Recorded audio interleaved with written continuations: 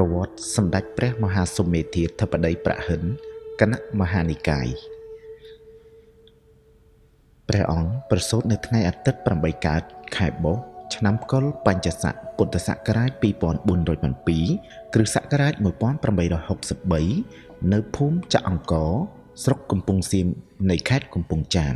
តែពេលនោះមាតារបស់លោកមានផ្ទៃពោះនៅភូមិជំទាវមន់ខេត្តព្រៃវែងដោយស្រុកទេសមានវិបត្តិក្នុងជំនាន់រាមាកំហែងក៏បានរត់ទៅភូមិចាក់អង្គរវិញ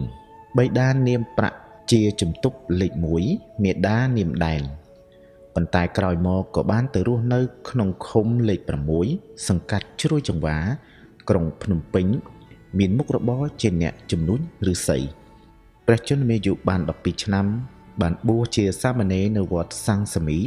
នាឆ្នាំមមែចត្វាស័កពុទ្ធសករាជ2418គ្រិស្តសករាជ1883យើងមិនបានស្គាល់នៅព្រះនាមរបស់ព្រះឧបជារបស់លោកទេលោកក៏បាននាមបញ្ញត្តិថាសុធម្មថេរៈព្រះអង្គបានឡើងធ្វើជាចៅអធិការនៃវត្តសារវណ្ណតេជោឃុំលេខ3ខណ្ឌដូនពេញក្រុងភ្នំពេញចាប់ពីឆ្នាំចត្រីស័កពុទ្ធសករាជ2454គ្រិស្តសករាជ1911ព្រះជន្មាយុបាន75ឆ្នាំនៅក្នុងឆ្នាំឆ្លូវពុទ្ធសករាជ2481ព្រះអង្គបានឡើងជាព្រះសង្ឃនាយកស្ដីទីគណៈមហានិកាយតាមព្រះរាជក្រឹត្យលេខ6ចុះនៅថ្ងៃទី1ខែកុម្ភៈឆ្នាំ1937ព្រះជន្មាយុ72ឆ្នាំព្រះអង្គបានទទួលឋានន្តរស័ក្តិជាព្រះសង្ឃនាយកតាមរាជក្រឹត្យលេខ22ចុះថ្ងៃទី17ខែធ្នូឆ្នាំ1940ព្រះជន្មាយុ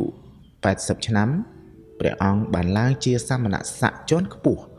ជាសម្ដេចព្រះពោធិវង្សព្រះសង្ឃនាយកគណៈមហានិកាយនៅថ្ងៃសុក្រ3កើតខែពិសាខឆ្នាំមមីចត្វាស័កពុទ្ធសករាជ2474គ្រិស្តសករាជ1930